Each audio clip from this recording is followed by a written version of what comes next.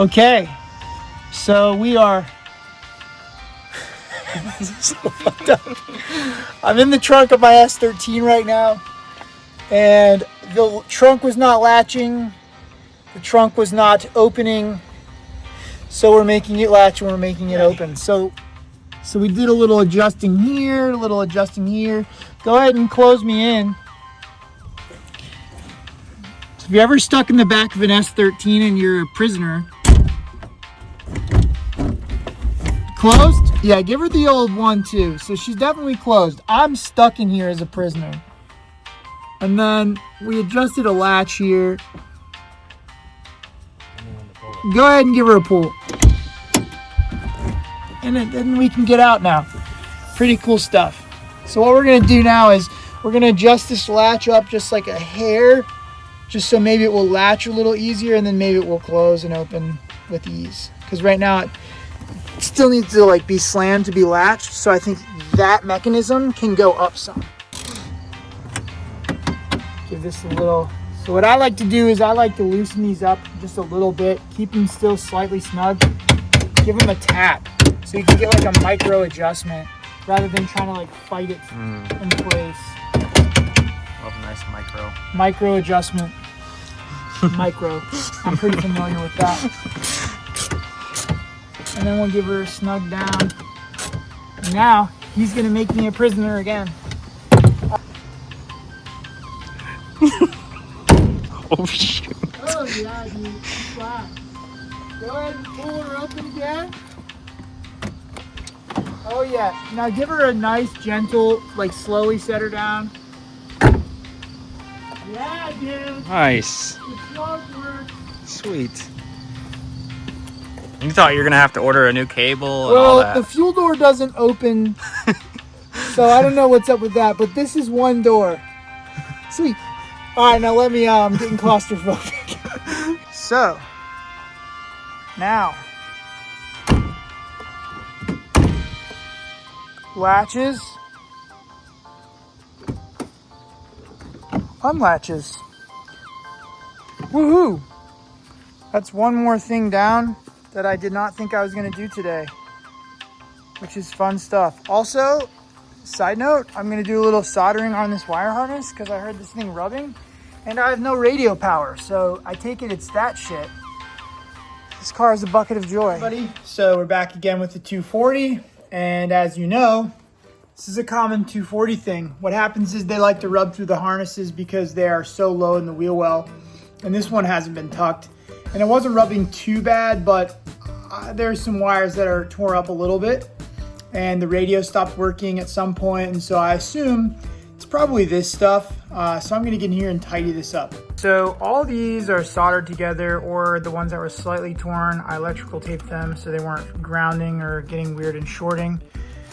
I shaved this section to tuck this wire harness up here, and the way that I did that was you take one of these tools, a little belt sander, and you hold your harness up there, you mark it, and you shave exactly where it needs to be, and then it almost looks like a factory cut.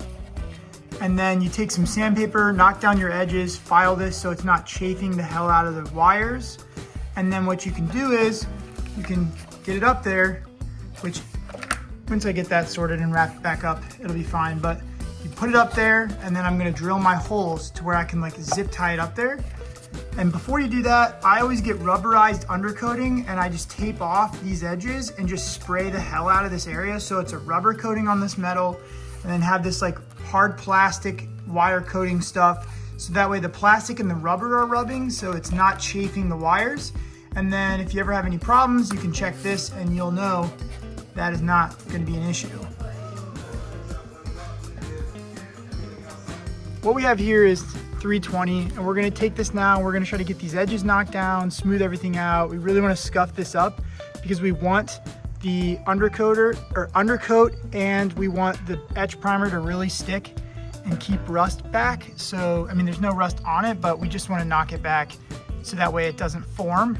So really just get in there, give this a good scuff. If you go down to Mirror Metal, don't worry about it. We're gonna put etch primer on it, and then we're gonna undercoat it anyway, so not an issue. We just have etch on it right now, so we're gonna have to undercoat that still, but this is a mock-up. We're gonna take this big zip tie and go right here from up top through here, so that way we don't have to drill any more holes. This one, we're just taking this cable and this and holding it around.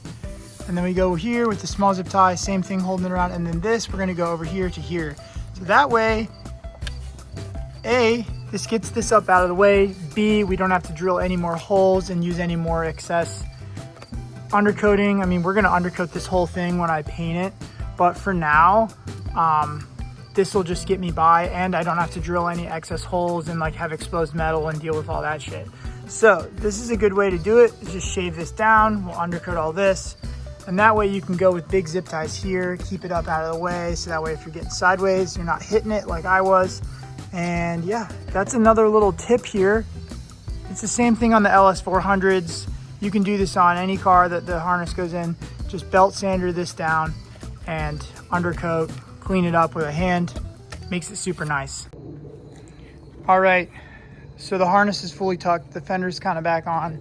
It's a little out right here just because I'm fighting the harness up here, which I might hog the holes and get a little more adjustment, but I also don't have all the bolts in, so I might, once I get this bolt right back in here, it might pull it in a little bit.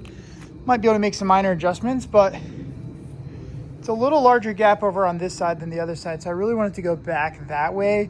I'm not too worried about it being out, but it still needs a lot of work, and it's been tweaked a little bit. So once I get that sorted in the body department, we'll make it look good and make it good enough. I mean, it's a 30-some-year-old car, so yeah, but the harness is out of the way, so that's really cool.